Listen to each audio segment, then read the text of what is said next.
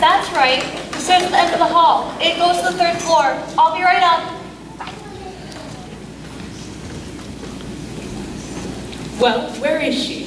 Where's who? Who do you mean, Judge Gaffney? Sit down, won't you? I mean your mother. Where's Veta Louise? Judge, you know where she went.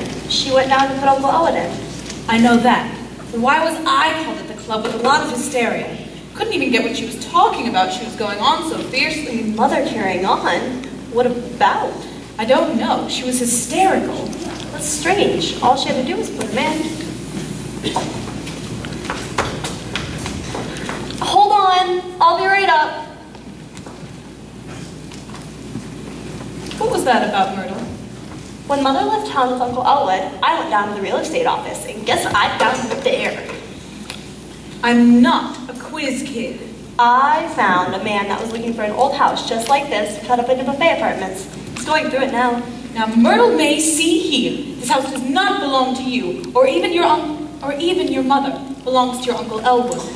But now that Elwood's being locked up, Mother controls the property, doesn't she? Where is your mother? Where's Veta Louise? She went down to put Uncle Elwood in. But then why was I called in the middle of a wonderful ride and told to meet Veta here about something terribly important? I don't know. I simply don't know. Say, have you got the deed to this house? Certainly, Myrtle. It's in my safe. Myrtle, I feel pretty bad about this whole business of locking Elwood up. Mother and I can take a long trip now, out to Pasadena. I always liked that boy. He could have done anything, been anything, made a place for himself in this community. And all he did was get a big rabbit. Well, he had everything. Brains, personality, friends. Men liked him, women liked him. I liked him. Wait, you're saying women actually liked Elwood? You mean that way? Oh, well, not since he got that big rabbit, but they did once. Once that mailbox of your grandmother's was full of those little blue scented envelopes for Elwood. Oh, not for me, of course. I don't believe it. Of course, there was always something different about Elwood. Don't doubt that. Yes, he was always so calm about any sudden changes in plans. I used to admire it. I should have been suspicious.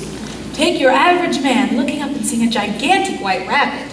He would have done something about it, but not Elwood. And look where it got him. You wouldn't dream about how far overboard he's gone with this rabbit. Oh, yes, I can, Myrtle. He's had that rabbit in my office very many times. I might be getting old, but I don't miss much. What was that noise? The prospective buyer on the 3rd floor. Mother, look, Judge! Veta Louise, what's wrong, girl? I never thought I'd see you again. Come on. You're going to be all right, Mother. You're going to be perfectly all right. Not so fast. Don't rush, Myrtle. These are in. Let me sit down. Only give me someplace I can sit down. Oh, my. Steady. Come on, Veta, do you want some tea? Myrtle, get her some tea. Get her foot out, Judge. I'll get you some tea. Leave me alone. Just let me sit here. What happened to you, Mother? Oh,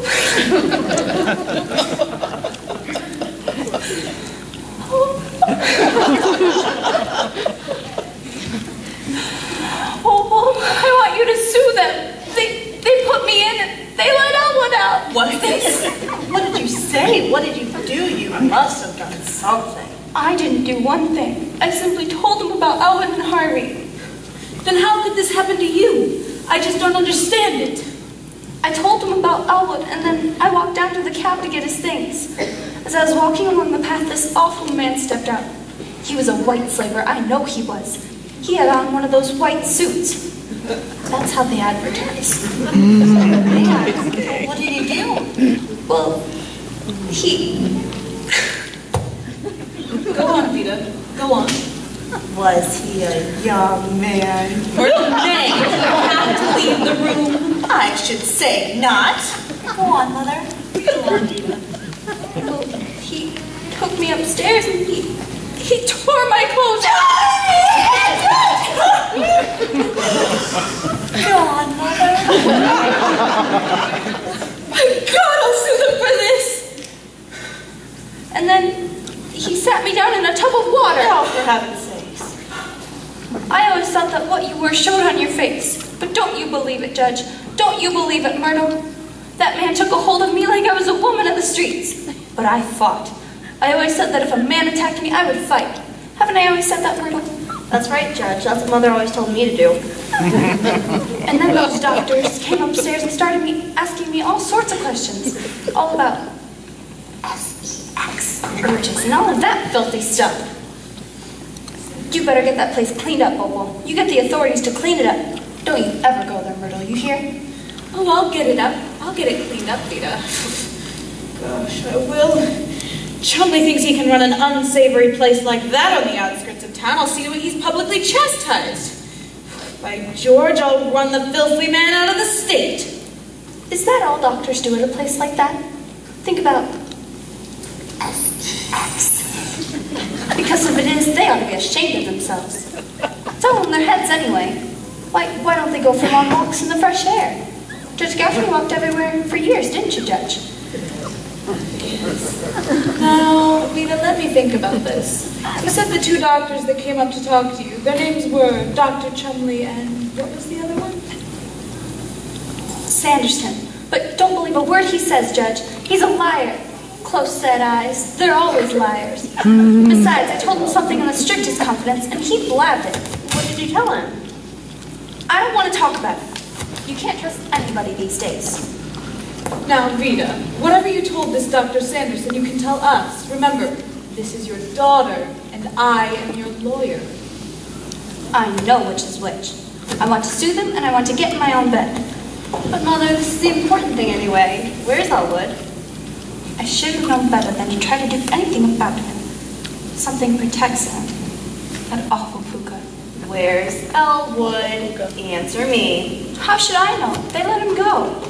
They're not interested in men at places like that, Myrtle. Don't be so naive. What's that noise? I found a buyer for the house. What? No, Mother, we've got to find Elwood. That's the important thing. I don't know where he is. Next time you take him, Judge. Myrtle, all I hope is that never, ever in your life, a man rips the clothes off of you and sets you in a tub of water. And now see, Mother muffed everything. No matter what happened this evening, Uncle El is still running around out there with Harvey. And I bet he found out what she was up to, he locked her up, and then he ran. Myrtle Mae Simmons, don't you dare talk about your Uncle Elwood like that. He's always thought the world and all of your mother. Ever since he was a little boy, he's always wanted to share everything he had with her. You just wait. We'll get detectives. We'll find him. And you better save some of that sympathy for Mother and me. You have no idea what we have to put up with. Wait till I show you what he brought in just 6 months ago. We hid it out in the garage.